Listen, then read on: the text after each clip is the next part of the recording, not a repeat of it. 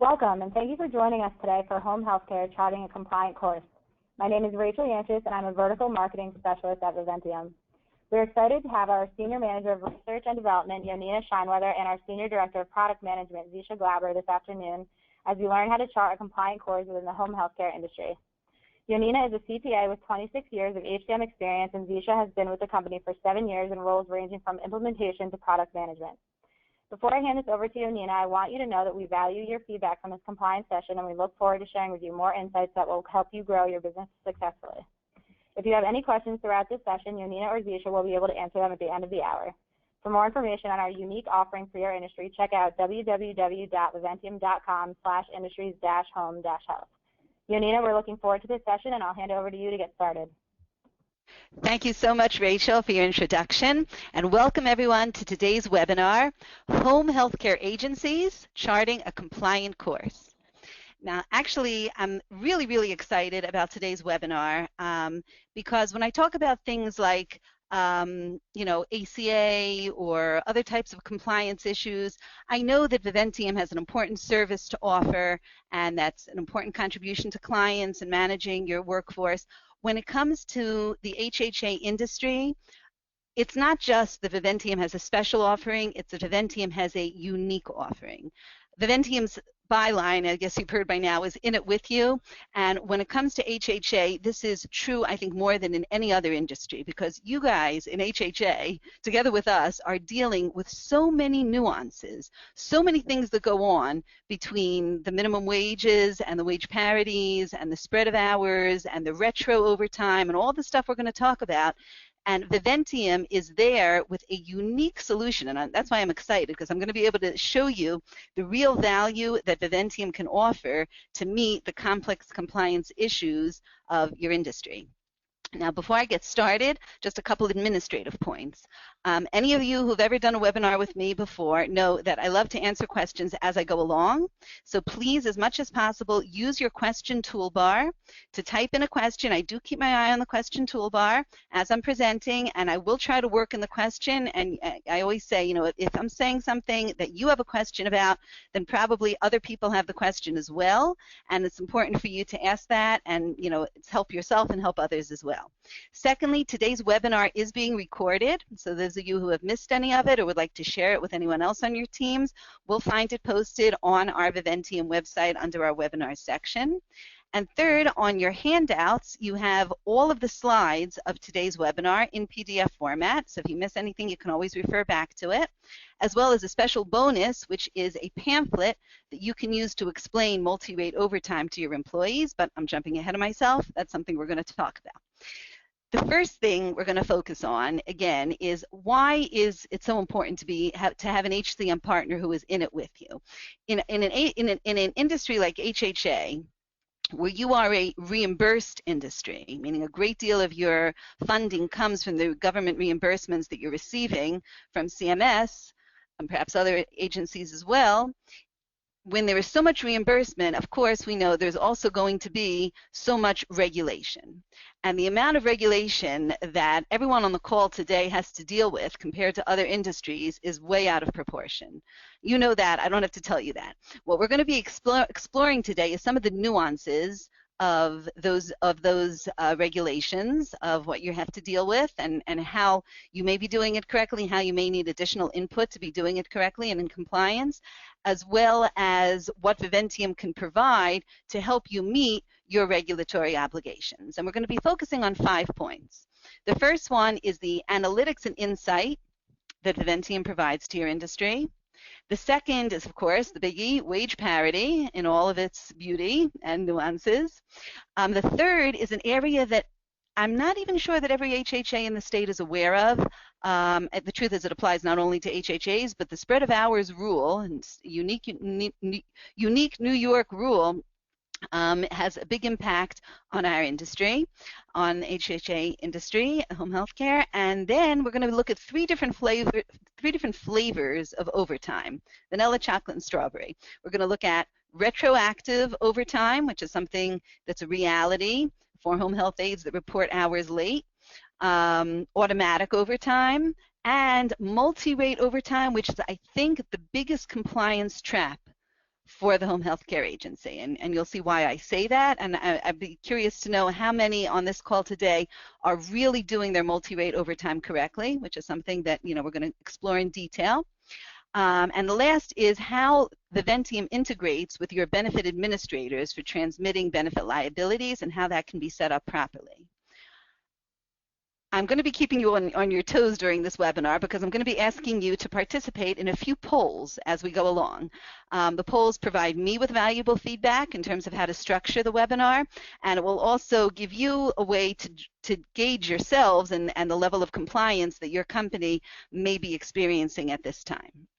So with no further ado, let's begin part one, which is the analytics for insight that Viventium provides to HHAs. The analytics that you need when you need them. As I'm sure you're aware, I hope you're aware, there was recently a survey sent out by Department of Health to all of the providers in the state asking for minimum wage information. And the purpose of that survey was to help the Department of Health get a handle on how the agencies are dealing with the increase in minimum wage, and especially the increase in the different locations in minimum wage in New York State. One thing that not all agencies were aware of was that failure to submit the survey may negatively impact your reimbursements. In other words, they're contemplating giving you back a higher reimbursement since minimum wage has gone up, but they're kind of making this survey a prerequisite to get that additional reimbursement. And one of the functions that Viventium serves is not only to inform you of the industry developments. You may also be subscribed to the HCA newsletters, or you may be getting this information from other places as well. But not only does Viventium inform you, Viventium also equips you with the tools that you need to respond to the survey and empowers you to get your maximum reimbursements. And so over here on the right-hand side is the update that Viventium sent out to all of our HHA clients, informing them about the requirement to complete this survey, linking them to the full text of the requirement in case they hadn't seen it, and linking them as well to the instructions for accessing the report. This is the kind of partner you want to have. You want to have someone who is really in the industry with you, watching the developments, letting you know what the developments are, and giving you the reports you need to be able to complete your requirements. And so just to give me a little gauge right now for everyone participating in the call, I'd like to take a poll. And to take that poll, I'm going to ask you to answer a question.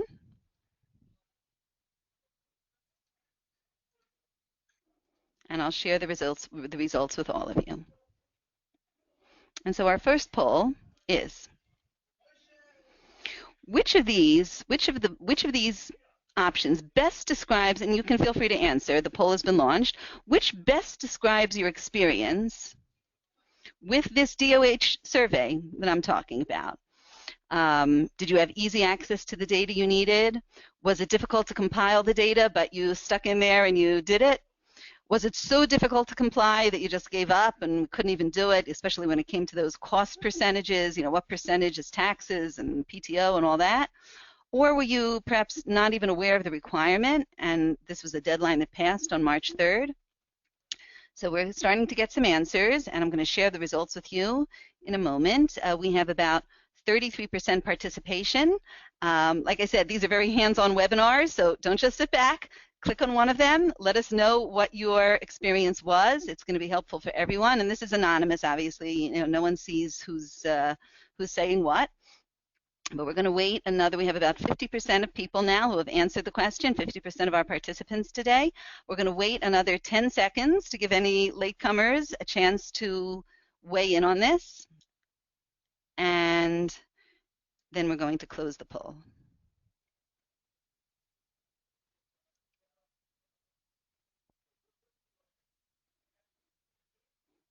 Okay, the poll is now closed, and I'm going to share the results with you. And I think these results are very eye-opening. We have the majority, or the highest percentage anyway, 44%, which is good, said they had easy access to the data. But a whopping 31%, almost a third of our participants today were not even aware of the requirement and the impact that this may have on their government reimbursements. That's kind of scary. 19% found it difficult, but they managed to do it, and 6% were aware of it, but because of the difficulty, we're not completing it. So this shows me, and I think it shows all of us, that there really is a need for a partner. For a partner who's going to hold your hand, who's going to tell you what you need to do and help you do it, who's going to provide you, as we see on this slide, with the insight that you need every time. What type of insight am I talking about? Well, how about a question, how many hours a day do I have to pay my live-in? So probably if we were sitting in a classroom and you'd raise your hands, probably most of you would be raising your hands and saying 13, right? Pay live-ins 13 hours a day. That's basically the correct answer, but there are requirements that you have to meet in order to make sure these live-ins are getting 13 hours a day. There's a certain amount of sleep time, there's a certain amount of uninterrupted sleep time, a certain amount of meal breaks. So there are other nuances, there are other insights that you need to have in order to be doing this properly. Again, Viventium is not a legal firm, and we are not here to provide you with legal counsel or information. We'll be the first ones to say that. We do provide you with guidance and guidelines in terms of what the obligations in the industry are, what the regulations are stating. Any specific applications of that to your particular company, of course, has to be checked with your CPA or your legal counsel. Next question, when it comes to insight, what impact does spread of hours have on my scheduling policies? Spread of hours is something we're going to talk about very soon. You can avoid, very often, spread of hours obligations by scheduling in a more effective way. For example, not scheduling aides to have a span of more than 10 hours a day, even if they're working a lot less, even if they're only working 3 hours a day. But if their in time and out time spans 10 hours, you'll be getting into spread of hours. So that's something you may want to look at for scheduling. In addition, we have another question. Can New York City sick pay requirements help me meet my wage parity? The answer is yes, and we're going to see soon how that works. Let's say I'm filling out a QUVAP application. I want to get some, hopefully QUVAP will come through for 2017. It came through last year, hopefully it'll come through again. And of course that affects only New York City cases. So how do I get a report to report on my pay rates for New York City only? How do I do that? These are examples of the type of insight that Viventium can provide to you in order to both meet your compliance requirements and to maximize the reimbursements that you're able to receive. Now we're going to step into the wonderful world of wage parity. How do we weather wage parity together? Well, as you know, wage parity is a function of 3 variables. I like to call them DOS, LOS, and TOS. The date of service, or your charge date, the location that the service was done in. It makes a difference because obviously there's different rates if you're in the city, if you're in what we call the counties, Nassau, Suffolk, and Westchester, or if you're upstate. And the type of service that you're providing, whether it's a Medicaid, Medicare, mixed case, private case, or a CDPAP where you have a PA. Obviously, private and CDPAP, Medicare is not subject to wage parity, whereas Medicaid is. An important note, I hope everyone is aware that although the rates used to change on March 31st of every year when they first came out with the wage parity requirement, I still don't know how they picked that date, but they did. The rates are now in sync with the New York State minimum wage. Minimum wage in New York changes every December 31st, not January 1st, but December 31st. And so the wage parity rates will be changed then as well. By the way, I just want to point out we have a question going back to the DOH survey, and the question is, was the DOH minimum wage survey for home care companies or nursing facilities? And the answer is, was for home care companies. It indeed was for home care companies. The location of service, as we said, makes a difference depending on the rates, as you see on the tables on the right-hand side, and the type of service. So here's the charts that all of you should be familiar with backwards and forwards. I just put them here for easy reference. If you're an employer, 11 employees or more, which I'm sure most of you are, and you're doing a case in the city, so the cash wage, the minimum cash wage is $11. Then you have the old thing, supplemental wage, plus the new thing, additional wage, $1.69, for a total compensation of $15.09, can be made up of $11 cash, and the $4.09 can be paid in various types of benefits. Whereas if you're in Nassau, Suffolk, Westchester, your requirements are slightly lower. Supplemental wage is $3 instead of $2, but your base wage is lower at $10 instead of $11, so your total ends up being $13.22. And the overtime, which is now time and a half the regular rate, no longer the New York State minimum wage ever since the companionship exemption was knocked down for HHAs, and companions HHA aides are covered by FLSA. So overtime is the time and a half the regular rate now. So the regular rate corresponding in New York City is 16.5 total, and in NASA, the counties, would be $15. Those are the basic charts. You're probably all familiar with those. What can Viventium do for you? Viventium gives you remarkable wage parity support, and Viventium gives you remarkable wage parity flexibility. What do I mean by that? First, let's take a look at this little example here. This is a very hypothetical example, meaning most of you don't say, okay, I want to put X number of dollars into additional wage and X number of dollars into supplemental. Most of you say, I want to put X number of dollars into transit or into AFLAC, or into PTO, or into sick, or into health insurance. That's usually how you're thinking of it, and we're going to see that soon. But right now, I just want to show you, just to get used to how this works in Viventium, I'm going to divide it very neatly into additional wage and supplemental wage. Okay, so let's take an example. Mr. Pooh is a home health aide for 100 Acres Healthcare Associates, an HHA with 50 employees. 100 Acres uses Viventium's wage parity pay tool. That's important for me to stress because Viventium will never add pay or any special calculations to any of your employees unless you request us to set up a special calculation. If you subscribe to wage parity, you authorize us to set it up, then of course we will do the computation and add it into their pay, but otherwise we will never add that without your authorization. So everything has to be requested and set up by the client. How will Viventium compute Winnie's pay? So let's take a look at the 5 days of this week. The date of service, March 6. The location of service is Queens.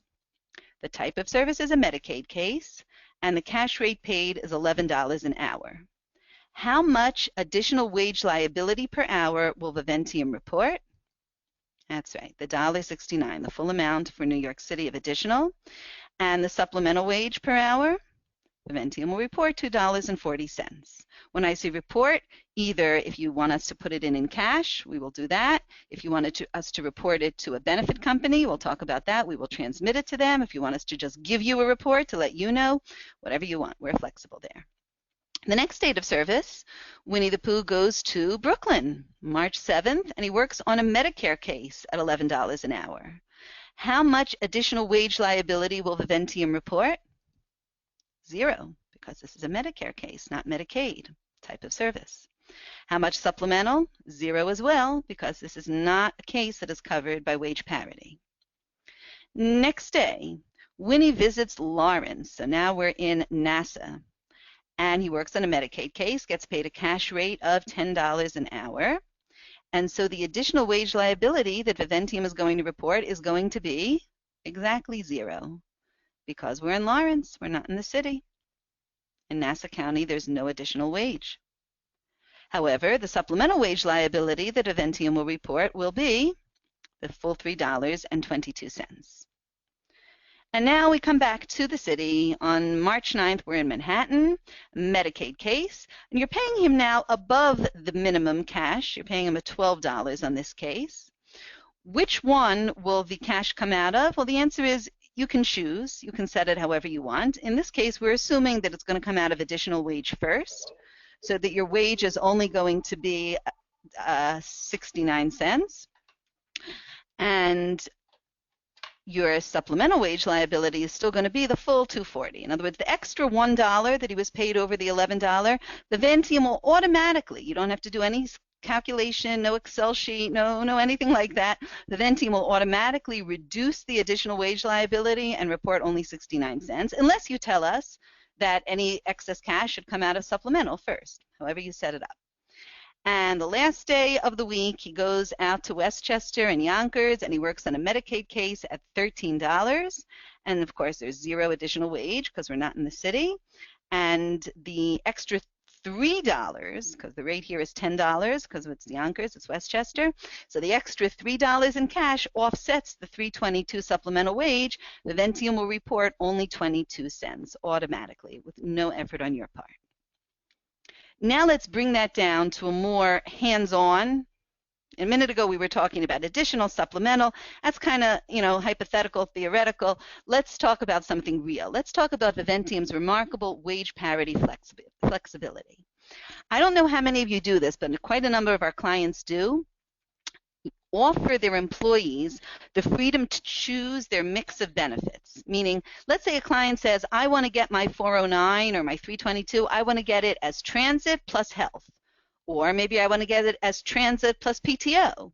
Whatever bucket, whatever you want to offer clients a variety of 5 different combinations and permutations, you can do that, and Viventium will do that with you. So that's one flexibility that Viventium empowers you to have. Secondly, Viventium empowers you to choose which benefits are going to be reduced first if you pay a higher cash wage. What do I mean by that?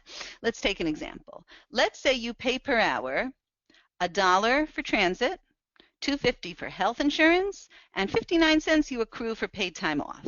And that's how you meet your 409, let's say we're in the city, that's how you meet your 409 wage parity requirement. And you reduce it in the same order. Transit gets reduced first, then health and PTO. So now let's take a look at the timesheet. Okay, a case worked in Bronx on Medicaid at a rate of $11. That's basic, so there's no excess here. So Viventium will report $1 for transit, $2.50 for health, and 59 cents for PTO, just as you have set up as default. Next day, the aide goes to Queens, works a Medicaid case, and gets paid $12 an hour. So since he requested us to reduce transit first, we will accrue 0 on their transit benefit for that work, but still the same $2.50 and 59 cents for PTO. Next day, we come back to Brooklyn and pay $13 an hour. So we're at 0 for transit. And now the health also gets reduced, and we're only going to accrue $1.50 for health insurance. PTO, though, is still untouched. On the 9th, we go out to Staten Island. Again, Medicaid case, $14 an hour. The rates are going up. Transit's at 0. Health is down to only 50 cents. PTO remains at 59. And on the last day in Manhattan, at a $15 rate, the employee is getting 0 transit benefit, 0 health benefit, and only 9 cents of paid time off, because that's what's left to meet your requirement of the 1509 total. And Viventium is doing this for you automatically. Now, I want to point out, even though you're only accruing 9 cents of PTO, some of you may be scratching your head a second and saying, but 1 second, what about New York State? What about New York City sick pay law, right? If someone's working, we need to be paying them sick pay, and if anybody ever did the math, that comes out to 37 cents an hour. So how can we only do 9 cents an hour? Well, one thing we usually advise clients, first of all, we alert clients to this issue. We advise you to keep 2 separate accumulators. Keep one PTO bucket for your wage parity, and keep a separate one running for city. And they work in tandem with each other, but that way you're always sure that you're in compliance. In other words, even though you only have to give 9 cents of sick time, let's say, or paid time off for wage parity purposes, you still have to give up to 37 cents for your New York City. So these are the kinds of things that our implementation specialists will work with you on when you do your setup, to make sure not just that we set up whatever you tell us, but that we're helping you understand the requirements, and of course leaving the option to you how you want it to be set up. That's our remarkable wage parity flexibility. Let's talk a bit in terms of compliance, and again, I welcome any questions if anyone has. What can you use to meet your supplemental wage requirement? So we know that DOH has said it's the amount of compensation that you can satisfy indirectly. For example, by giving benefits, pensions, health insurance, even if it's required by federal law. So you can always give it in cash, the $240 if it's in the city, $322 if it's in the counties. You can give insurance, and even if you're giving an ACA qualified plan, you can double dip, meaning this plan also can meet ACA and it can also meet your wage parity requirements. It's not necessary to give a separate plan. Many clients want to have a lower end plan for wage parity, not necessarily an ACA plan, but you can use the same plan to meet both requirements. Education. We'll talk about the requirements for education to meet supplemental wage in a minute. Transit, and DOH has not actually ever come out and said, yes, transit is okay, but they've been silent about it, and so it's generally interpreted in the industry that that is a benefit. or pension plan. Now let's look a little more detail at these. As we said, ACA benefits are fine to meet supplemental. It doesn't have to be, you don't have to do it twice. Pension, dental, vision, all this stuff is great. Extended disability, critical injury, transit checks, yes, child care benefits, dependent care. When it comes to education, there are a few requirements before you can, offer education to your employees. You can say, oh wow, I can give them an in-service and the value that's worth. Well, not exactly. First of all, attendance at these education sessions have to be voluntary for the employees. They have to be for the employee's benefit, not for the employer's benefit. So this is not like about, how to do fall prevention when you go into your clients' houses. That would not exactly be considered employee benefit, most likely. However, if it's something that might enhance the employee's job skills, like counseling elderly suffering from depression, something that can actually improve their career ability and the career path for their benefit, then it would most likely be acceptable. And it can't be something directly work-related. It has to be something a little more generalized, something that's meant to give them basically a supplemental benefit. That's what they're looking for here. So that would qualify as supplemental. And then New York City only is additional. Again, the counties don't have any additional wage requirement. That was New York City. It didn't even start that way in the beginning, for those of you who remember that far back, right? And then they put it on afterwards. Originally, they had said that additional wage is shift differential and any kind of premiums that you pay besides overtime. So PTO would be good, night pay, weekend, holiday, assignments if you have multiple clients on the same shift, any type of differential pay could meet your additional wage requirement, or you could just give it in cash, $1.69. They also said that a PTO of 28 days a year is acceptable. Use it or lose it is a very, very controversial topic, and we'll talk about that in just a second or so. Shift differentials. You could also, they later came out, 1199, the United Healthcare Workers had been saying, oh, additional wage can be used, we can use supplemental wage to meet additional wage. They'd been taking that position, and DOH came along and said, okay, yeah, additional wage could be just more supplemental wage if you'd like. So 1199 was right on that one. And your New York sick pay can also be used to meet it. So let's take a closer look here. What is not additional wage is overtime. That they're very clear about. You cannot use overtime premiums to meet an additional wage requirement. You can use vacation, sick, holiday, personal, any other type of PTO you can think of. The nice thing about using shift differentials to meet additional wage, and a lot of HHAs are not aware of this, I like to point this out to clients, is that it does not have to be dollar for dollar to the employee. Meaning, if you want to pay a higher differential to one employee and a lower differential to the other, you're allowed to average the differentials over the covered employees, and as long as the average meets the $1.69, you're okay. You don't have to make sure that everybody gets a $1.69 differential. They only allow that for differentials, not for any other. So if you're looking for a way to potentially save money, that may be one thing to look into, using differentials as your additional wage. Now, about the PTO. So they've said 28 PTO days per year meet muster. That's fine. They've also said that employees may limit the rollover of the PTO from year to year. So like if I want to say you might have 30 hours, but you can only roll over 10, presumably that would meet the intention of Department of Health. Department of Health has not said what the limit on limit is. So in other words, the question is, can I say, well, the limit is 0. You can't roll over anything. They haven't said that. Many clients, many advisors do interpret that to mean use it or lose it, that the PTO is use it or lose it as long as you bona fide, you inform the employees about it. Viventium can put it on their stub so they can see their balance every week. But many analysts have said you can do use it or lose it. Again, Viventium will not make that decision for you. We will encourage you to check that out with your legal counsel, and if you give us the go-ahead, we can implement the use it or lose it, and that's why PTO is very attractive to many employers for meeting wage parity, because it's a way of saving money if the employees do not use their leave. Sick pay law in New York City you can double dip, meaning you're accruing sick pay, and that can count toward additional wage as well. The way DOH looks at it is it's the equivalent of 37 cents an hour, assuming the base rate is $11, meaning you're accruing 1 hour for every 30 hours worked at, let's say, $11 cash wage. That translates into 37 cents an hour. If you pay a higher rate, it would be more cents an hour, but at $11, it's 37 cents an hour toward your $1.69. Beware of waiting periods. Usually when you implement a New York City sick plan, there's a waiting period before the employee actually begins to accrue. So make sure you're not counting that you're accruing if you're not accruing. Also be aware of limits, as I mentioned. New York City does require you to allow a certain number of hours to roll over. So you might be applying use it or lose it to wage parity, but you can't apply use it or lose it to New York City, which is why we generally advise clients to have 2 separate buckets for these accumulators. And as well as limiting, New York City lets you stop accumulating after you reach, I believe it's 40 hours a year, but of course wage parity continues. So you might be stopping New York City, but you want to make sure you're still putting in those 37 cents or whatever you choose to put in for your wage parity PTO. Or of course you can just do more supplemental wage. That's another way to meet your additional wage. Okay.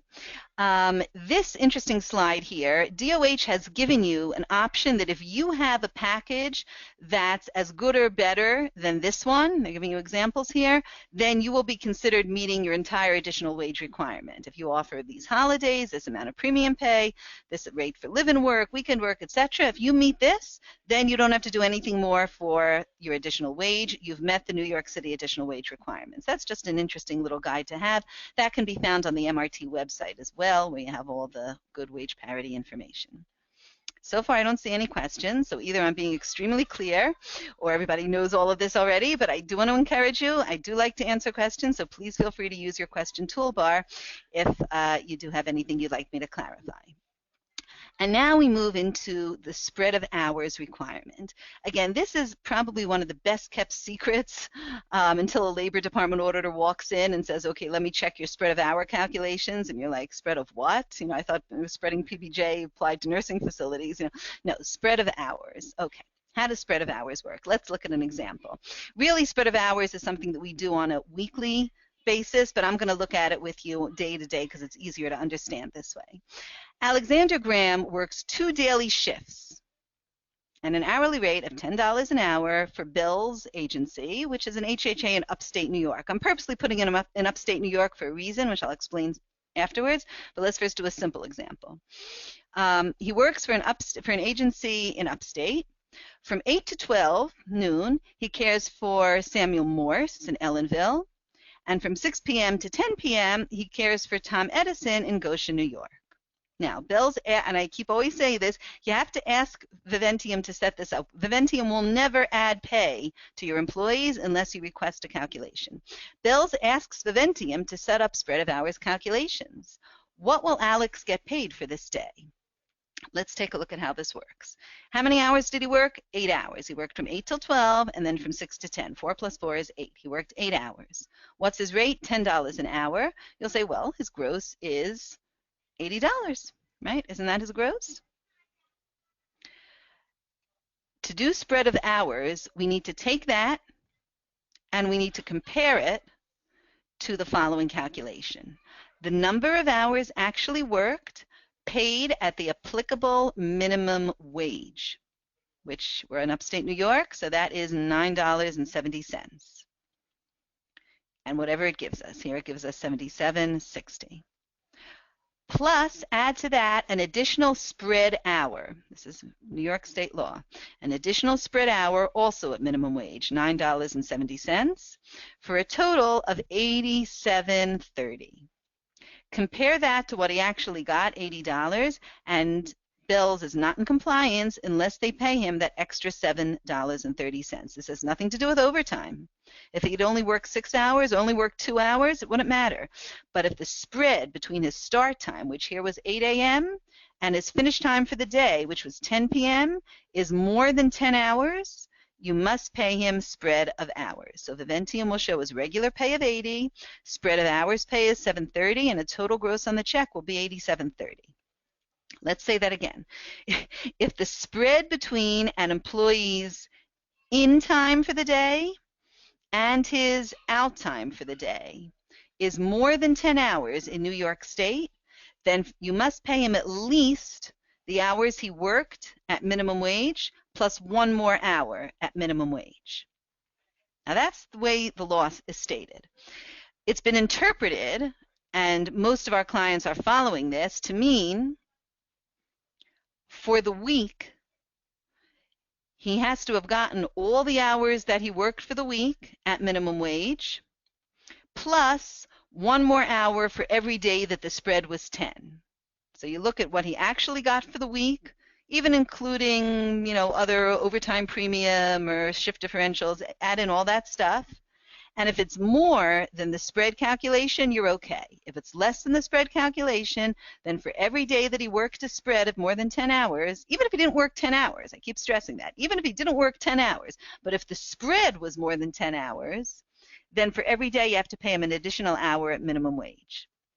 Now this is like a doozy for most companies, because your time and attendance, those of you who are using the large time and attendance for the HHA industry, they can't do this calculation for you because they don't have the earnings side. They only have the time and attendance side. I don't know currently if your HCM providers, your payroll services are doing this calculation for you. I'm not aware of other services that do this for you. Viventium does. Viventium will keep you in compliance, assuming that you set up your spread of hours. You give us your charge dates, your in time and your out time. But Viventium will do the spread of hours calculation weekly for you and add the spread amounts that are necessary to add, even to the point of the multiple minimum wages in New York. So that means, follow with me a second. One day, Alexander Graham, let's say, worked in New York City, where the minimum wage was $11, and another day he worked somewhere in Long Island where the minimum wage is lower and the spread is calculated at a lower minimum wage.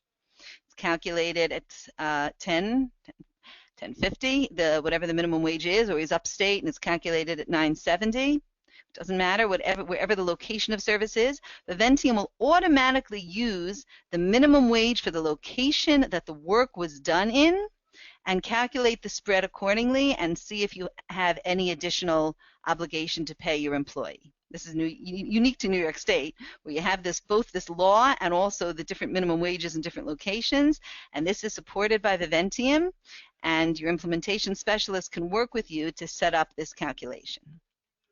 That's how spread of hours works. Now we get up to our 3 flavors of overtime: retro, automatic, and multi-rate. Okay, we're getting up to a poll soon, so make sure you're paying attention. First of all, as you know, ever since 2015, remember we had that cliffhanger in 2015, it was supposed to go into effect at the end of the year, and then there was a stay on the rule and everyone held their breath. Well, by now we know that all home health care aides who work for agencies are subject to FLSA. The companionship requirement, the companionship exemption was struck down for them, and your employees are subject to FLSA overtime requirements. You know that you've crossed that bridge, you have to pay them overtime. How do we calculate overtime in a unique industry where employees very often give in hours late? Do employees forgetting to submit their hours for old dates of service, for old charge dates, do they have to mess up your overtime calculations? You may have headaches from this now. You may be struggling with spreadsheets, with all kinds of manual calculations now, going back, looking up things. With Viventium, you won't have to do any of that, and your employees won't create any havoc, even if they report retro hours. Let's see how that works. We have Johan Bach, an aide with Music to My Ears agency, had submitted a timesheet back in 2016 showing 35 hours worked, and he got paid for that week. And now in March, on his March 11th timesheet, he remembers, he was too busy practicing piano, and he had forgotten to report 7 more hours for December 22nd. So again, on his March 11 timesheet, he reports 46 hours for the week's dates of service, and an additional home visit of 7 hours that he did back in December, and he had forgotten to report. What will Johan's paycheck look like after Viventium gets finished with it, assuming, of course, you have to set up retro overtime with us, but what will this paycheck look like? How much overtime will be on it, and at what rate? Okay, let's look at the example. For the period ended of 12/24, he had then reported 35 hours. Now he comes along and reports an additional 7 hours. Viventium will say, 35 hours then, that means he had 5 more regular hours, And of these new 7 hours, 2 of them are going to be overtime. So Viventium will know automatically that these 7 retro hours are split between 5 at a regular rate and 2 at an overtime rate. Which overtime rate? Not this week's overtime rate, not the March 2017 overtime rate. Viventium's smarter than that. It will pay it at the 2 hours of the regular, at 1.5 times the regular rate for the period ending 12/24. But it'll pay it on this week's check, 2 hours of overtime at the old overtime rate. And in addition, this week he reported 46 hours, so there'll be another 6 hours of overtime for this check in March, and that 6 hours will be paid at 1.5 times his rate for this period ending, so that the total on the check of overtime will be 8 hours, 2 of them paid at an old overtime rate, and it'll all be clearly documented on the stub, and 6 of them paid at the current overtime rate.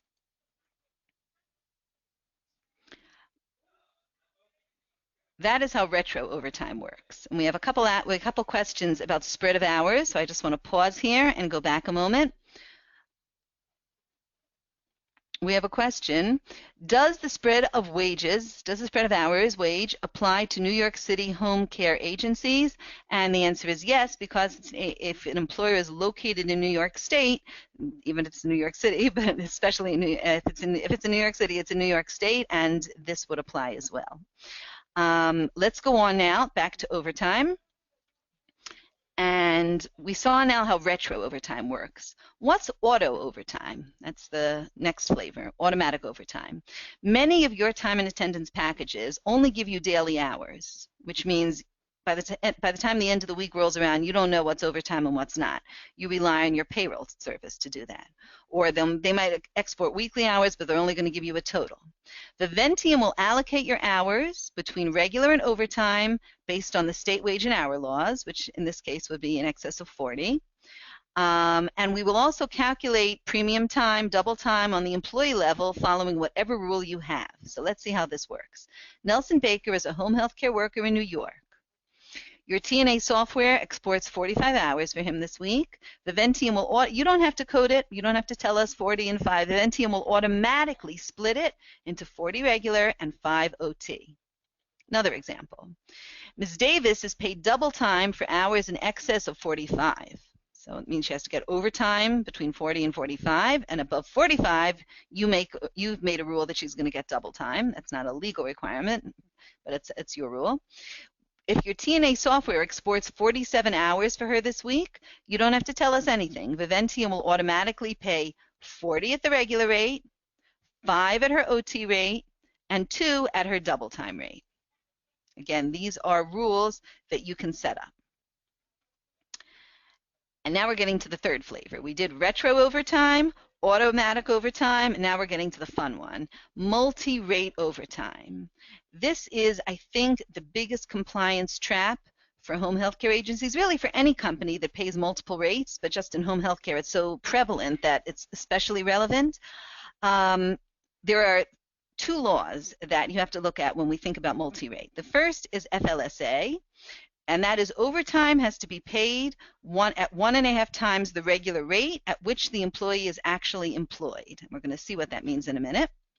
And then you also have the WTPA, the New York Wage Theft Prevention Act, that's a mouthful, for each week, which states that for each week an employee works, your stub has to show them the hours that they worked, both regular and overtime, and the rate of pay, both regular and overtime. And if a New York Department of Labor auditor comes in and doesn't see this on the stub, you are out of compliance, together with all that goes along with that.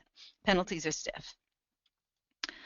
The 3 most common mistakes, which I hope that none of our participants are making, but I fear that you may be because they really are very common.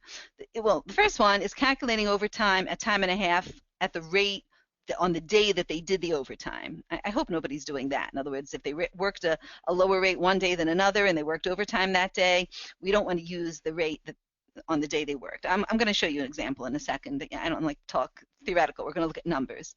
Second most common mistake is paying overtime at the weighted average overtime rate only. We're going to see why that's a mistake. And thirdly, it sounds good, it sounds like it should be right, but it's not. Thirdly, third most common mistake is not disclosing the regular rate for the overtime hours on the pay stub, because you have to show for overtime hours both the regular rate and the overtime rate. Okay, let's jump in. What's wrong with this picture? What's missing here? So here you have Joe March, and she worked a total of 50 hours, got paid basic $550, 10 hours a day, different rates on each case, $10, $10.50, $11, etc. Calculated the amount over here, gave you the total $550.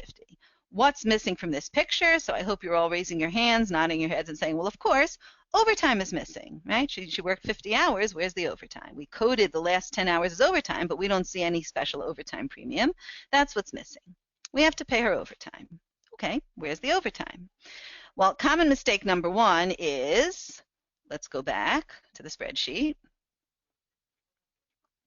Since she worked 10 hours overtime on Friday at $12, so we're going to pay her overtime at 12 plus 6, $18, right? Wrong. You don't base the overtime only on the rate that she worked on the day that she got the overtime, that she worked the overtime. That's the first common mistake. Instead, you're supposed to ask the question, what's the regular rate? Because we know overtime is paid a time and a half of the regular rate. Well, how do we figure out the regular rate? This is where I'm going to test you.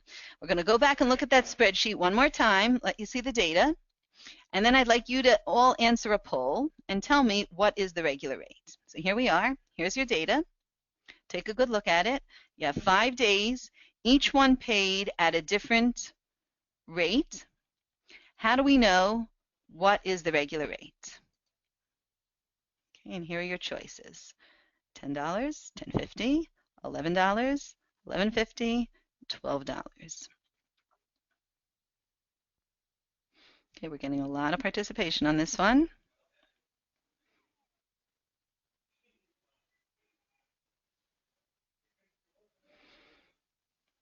And we have about half of our participants who've answered this question. Go out on a limb. Again, no one sees what you're answering, so feel free.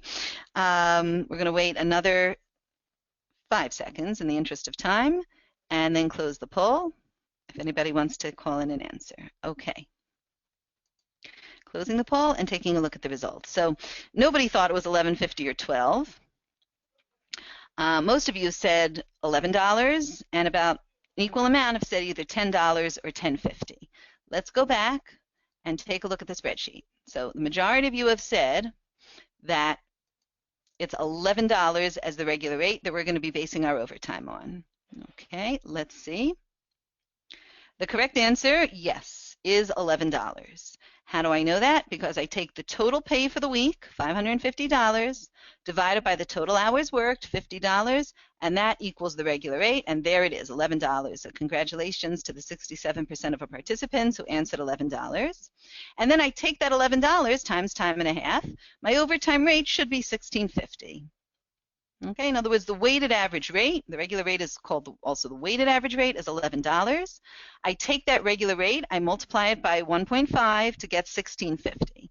So I think I'm home free now. All I need to do is pay those 10 overtime hours at $16.50, and I'm finished. Is that right? Let's plug it into 2 similar paychecks and see if that's right. And boom, what happened here? We put it into the first check, we got $595. We put it into the second check, again, the same total, $550, 50, but we got a totally different amount. So that can't be right. If you have the same number of hours, same number of dollars, how can the premiums be different? How can the overtime be different? So this is not the way to be doing it. The amount on these 2 checks have to come out the same. What's the correct way to do it? Here's the right way. You take on both checks the regular rate, $11, which means the overtime premium is half of that, $550. You multiply that by your overtime hours, 10, and your total overtime premium is $55 on both checks, and you show it this way: overtime premium of $55. Both checks come out to $605. If you're not sure if you're doing your overtime correctly, now is the time to review your records, and if you'd like to speak to a Viventium specialist to help you do that, that's what we're here for. And if you're a client of Viventium, you can request to be set up for multi-rate. But we're still not done. Because if you give this stub to an employee, you are still not in compliance. You are still out of compliance. Because what's missing here is the overtime, is the overtime rate. The employee is not seeing the overtime rate anywhere on this stub. New York State law says the statement shall include, meaning the pay statement shall include, the regular hourly rate, the overtime rate, and the number of regular hours worked and the number of overtime hours worked. So we need to see number of regular hours, number of overtime hours, regular rate, and overtime rate. And I've given you here on the slide the link to this law. And so to be in full compliance, and this is the way your Viventium stubs will look, there needs to be another line that says, for wage disclosure purposes, overtime has to be based on the weighted average of regular rate, which in this case is $16.50. That line for wage disclosure will appear on the stub of each of your employees. If you're not disclosing the overtime rate, even if you're paying the overtime, but you're not disclosing the rate, you are out of compliance. You are subject to penalties in case of a labor audit. Now, there are some reminders here. Again, Viventium will not do this for you unless you request it. We don't provide legal advice. Always consult your attorney. And by the way, retro works with multi-rate as well. So if you have an employee who remembered to give in the hours after they finish practicing piano a few weeks later, we will do the multi-rate calculation on the overtime as well and pay the overtime accordingly. Sometimes your employees will have lots of questions when they see a stub like this. Well, if my rate is $16.50, why didn't I get $165 for my 10 overtime hours? Or what's wage disclosure? Why does my stub look so different? Attached to today's webinar, you have a special bonus. It's a pamphlet in PDF form. This is what it looks like. You can distribute this to your employees if you implement multi-rate stubs. Understanding your overtime pay in clear, simple language, explaining to your employees how their overtime is calculated.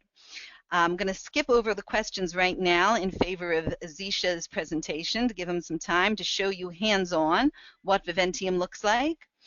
I just want to mention, though, before I turn this over to Zisha, Part 5, that Viventium does full liability amount transmissions to your benefit administrators. If you're using AFLAC, we will integrate directly with them to send over census information, to send over the benefit liabilities each week. It will be set up so that if an employee does not work, they won't get a benefit, and the benefit will only correspond to their hours.